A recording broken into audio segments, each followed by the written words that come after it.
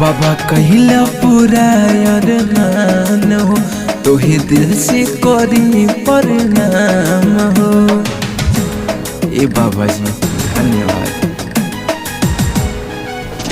बाबा कहिला पूरा अरमान हो, तोहे दिल से करी प्रणाम हो।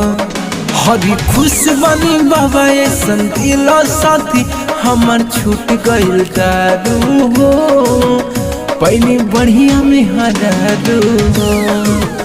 बाबा छूट गइल दारू हो, दिल बढ़िया में हरारू हो।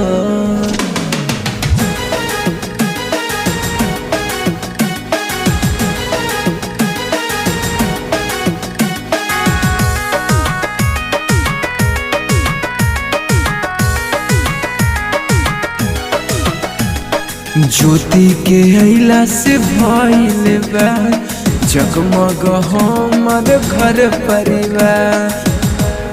जितना मंगले रहनी बाबा हो, ओकरो से बढ़ के दिलाया पार।